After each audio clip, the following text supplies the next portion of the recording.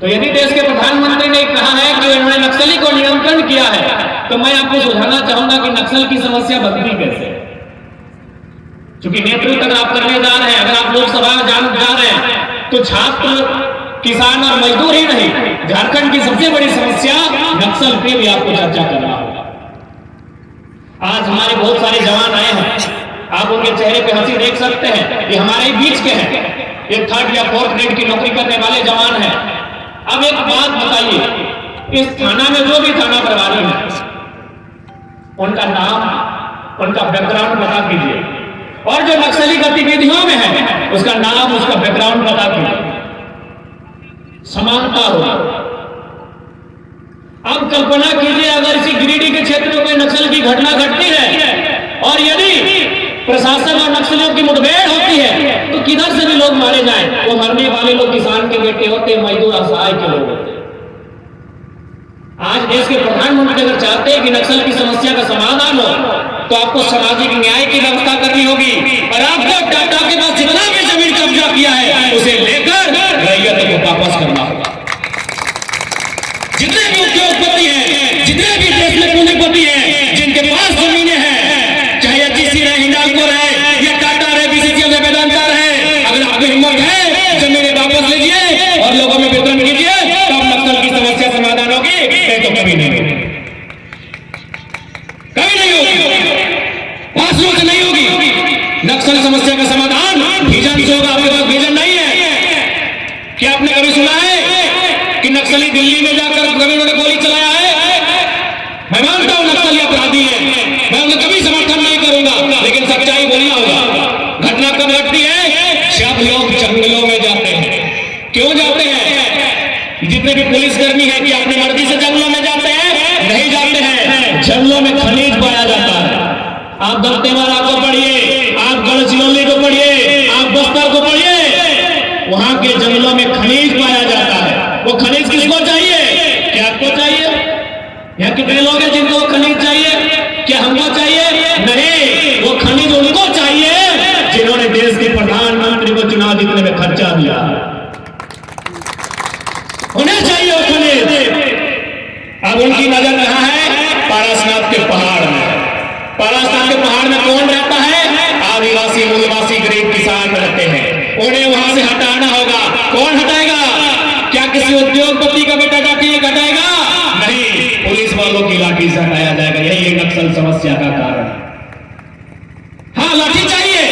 पारसनाथ के पहाड़ में रहने वाले आदिवासियों को अगर वहां खनिज पाया जाता है, उन्हें हटाना होगा। उसके लिए लाठी चाहिए। वो लाठी अडानी का बेटा का नहीं होगा, वो लाठी अडानी के दत्तक पिता नरेंद्र मोदी की पुलिस का होगा। यही भारत देश की नक्सल की समस्या। मैं खुले मंचों पर कहता हूं, हाँ, नक्सली गैर संवैधानिक लोग हैं, असंवैधानिक लोग हैं, अपराधी लोग हैं, लेकिन कारण को जानना होगा। क्योंकि ये गिरिडीह का क्षेत्र है, यहाँ पारसनाथ का जिक्र होता है। मैं आपको 1985 की एक घटना बताना चाहूंगा।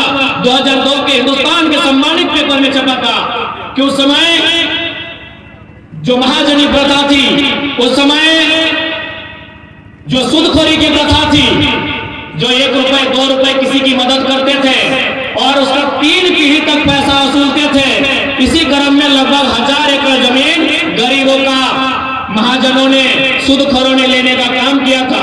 यह काम सरकार का था कि उनकी जमीनों को वापस करना था, लेकिन वो काम 2002 के अखबार कटिंग के अनुसार नक्सलियों ने किया था। बताइए लोगों का झुकाव किधर होगा? सरकार की ओर कि नक्सलियों की ओर? आप बताइए। जो सच्चाई उसको सुनना होगा। आज अगर कोई भी घटना घटेगी, क्या किसी उद्योगपति का बेटा मारा जाएगा उस घटना में? नहीं। चाहे शहीद होने वाला जवान रहे या गोली खाने वाला नक्सली रहे, उसका बैकग्राउंड बता कीजिएगा। दोनों किसान कौम के बेटे होते। आज इस थाना में, इस थाना क्षेत्र में जितने भी पुलिसकर्मी हैं, कौन उद्योगपति का बेटा है? बताइए तो। अगर ये उद्योगपति का बेटा होता तो 3rd 4th ग्रेड की नौकरी नहीं करता। ये किसी मजदूर का बेटा होगा, इसकी मां ने पढ़ाया होगा, इसके पिताजी ने 2 जोड़ा बैल को गिरवी रख के पढ़ाया होगा, मां ने गहने को गिरवी रख के पढ़ाया होगा, और आज अपने बेटे को जवान या पुलिस या अधिकारी बनाया होगा। आप बैकग्राउंड को पता कीजिए। यानी सामाजिक न्याय की बात होनी चाहिए। आज लोग कहते हैं कि लोकसभा हम क्या करेंगे, एमपी का चुनाव हम लोग क्यों जीतना चाहते हैं। आज एमपी का चुनाव इसलिए जीतना जरूरी है कि आज तक दिल्ली में हमारे पास 14 सांसद हैं, लेकिन किसी के जुबान से ये आवाज नहीं निकलती है कि 40% खनिज देने वाला झारखंड आज 40 मिनट का टेबल टॉक, 40 मिनट का डिस्कशन झारखंड के मुद्दों पर डिमांड करता है और इसको आपको पूरा करना। आज कोई सवाल नहीं कर पाता है। आज जब हम टाटा में बैठते हैं, मीडिया वाले हमसे ऑफ कैमरा बात करते हैं कि आप जिन सवालों को बोलते हैं, आप जिन सवालों को उठाते हैं, आप जिन मुद्दों पर बात करते हैं, सांसद बोलते हैं कि ये सवाल हमसे मत पूछिएगा, तभी इंटरव्यू देंगे। टाटा पे बात मत कीजिएगा, तब इंटरव्यू देंगे। आप वेदांता पे बात मत कीजिएगा, तब आपको इंटरव्यू देंगे।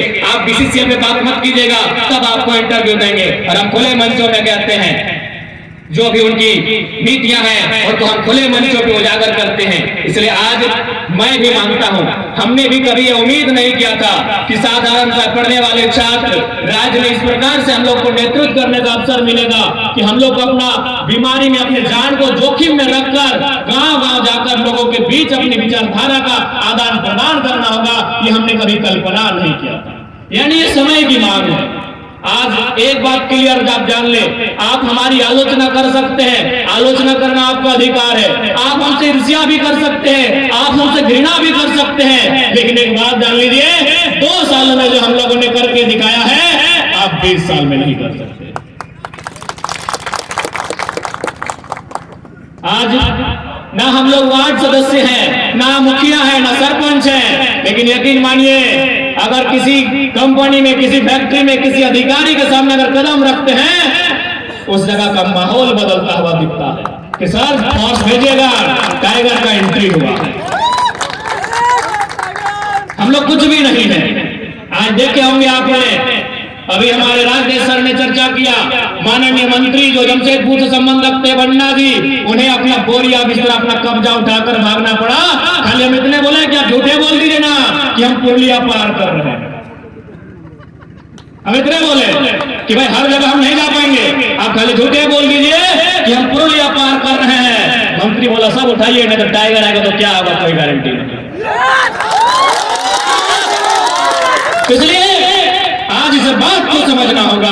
आज महाराष्ट्र में हम लोग जाते हैं, बेंगलुरु हम लोग जाते हैं, वहां के लोगों की समस्या से अवगत होते हैं। आज हम लोग चर्चा करते हैं, परिचर्चा करते हैं कि आज हमारे राज्य के साथ हुआ क्या है। एक बात अब सीधा जाने, जब इस झारखंड राज्य का निर्माण किया जा रहा था सन 15 नवंबर 2000 को, तो हमारे उस समय के तत्कालीन प्रथम राज्यपाल माननीय प्रभात कुमार, उन्होंने एक कथन कहा था कि जिस परिस्थितियों में, जिन खनिज, जिन संसाधन के साथ झारखंड राज्य का निर्माण हो रहा है, आने वाले 20 सालों में हमारा ये राज्य पूरे भारतवर्ष का नंबर 1 राज्य होगा।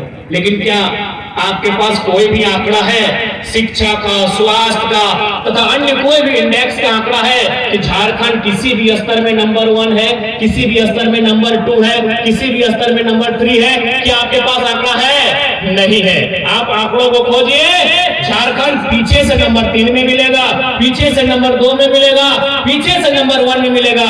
आखिर कारण क्या है?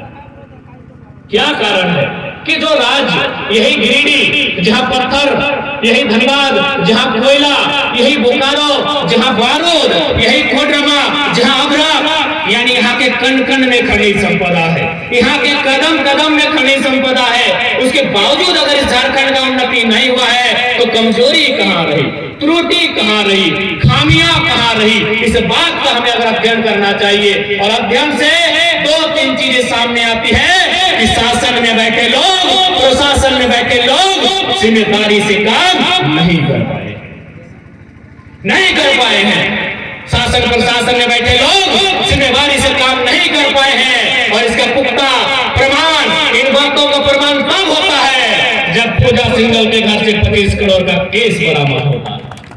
ये प्रमाण तब होता है जब माननीय मुख्यमंत्री ईडी के चक्कर काटते हैं, तब ये बात प्रमाण हो जाता है कि शासन यानी सरकार, प्रशासन यानी बड़े बड़े IAS IPS इस देश के लिए, इस राज्य के लिए ईमानदारी पूर्वक, निष्ठा पूर्वक अपने कर्तव्य का निर्वहन करने में कहीं ना कहीं चूक किए हैं। और ये सच्चाई है मेरे साथ।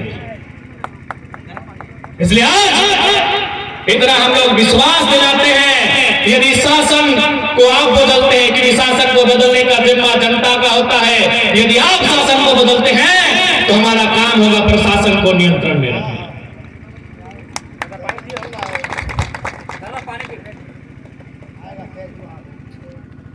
आज ये गांधी का क्षेत्र यानी यहाँ के बच्चे पढ़ने के लिए जाते हैं कहाँ? हजारीबाग।